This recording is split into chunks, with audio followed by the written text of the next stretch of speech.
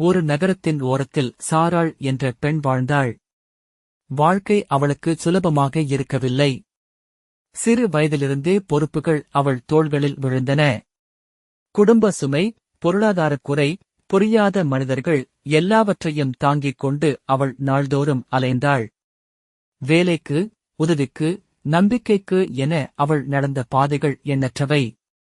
சில இரவுகளில் சோர்வால் நடக்க முடியாமல் வீட்டின் ஒரு மூலையில் உட்கார்ந்து கண்ணீரோடு மௌனமாக தேவனை நோக்கி பார்த்தாள்.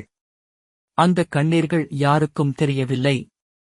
பகலில் அவள் முகத்தில் சிரிப்பு இருந்தாலும் இரவில் அவளுடைய தலையணை மட்டும் அவள் வேதனையை அறிந்தது. என் வாழ்க்கை இப்படி ஏன்? நான் ஏன் இவ்வளவு தூரம் அலைக்கிறேன் என்ற கேள்விகள் அவளுடைய உள்ளத்தை சோர்வடைய செய்தன. பலமுறை அவள் நினைத்தாள், இந்த கண்ணீர் யாருக்கும் தேவையில்லாததா? தேவன் கூட பார்க்கவில்லையா? ஒரு நாள் மிகவும் தளர்ந்த நிலையில் ஒரு பழைய பைபிளை அவள் திறந்தாள். அதில் அவளுடைய கண்கள் சங்கீதம் 56:8 மீது நின்றன. என் அலைச்சல்களை தேவரீர் எண்ணியிருக்கிறீர். என் கண்ணீரை உம்முடைய துருத்தியில் வையும். அவைகள் உம்முடைய கணக்கில் அல்லவோ இருக்கிறது. அந்த வசனம் அவளுடைய உள்ளத்தில் ஆழமாக விழுந்தது. அவள் நடந்த ஒவ்வொரு பாதையும், யாருக்கும் தெரியாமல் சிந்திய ஒவ்வொரு கண்ணீரையும் தேவன் எண்ணியிருக்கிறார் என்பதே அவளுக்கு புதிய ஆறுதலாக இருந்தது. அந்த நாளிலிருந்து சாராளின் சூழ்நிலைகள் உடனே மாறவில்லை. இன்னும் சவால்கள் இருந்தன. இன்னும் அவள் அலைந்தாள். இன்னும் சில இரவுகளில் கண்ணீர் வந்தது.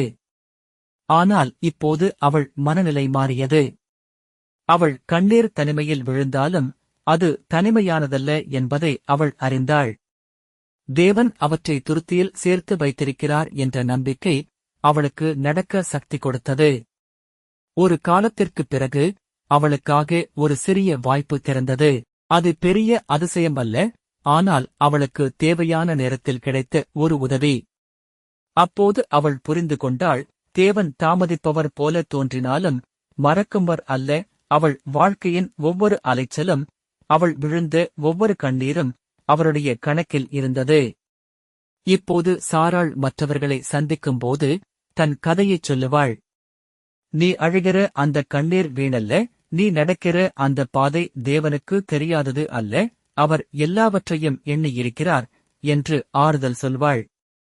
கதை சொல்லும் பாடம், நம் வாழ்க்கையில் நாம் தனிமையாக அலைந்த நாட்களும், யாரும் காணாத கண்ணீரும் தேவனுக்கு மறைந்தவை அல்ல. அவை அனைத்தும் அவருடைய கணக்கில் இருக்கிறது. சரியான நேரத்தில் அவை நம் வாழ்வில் அர்த்தமாக மாறும்.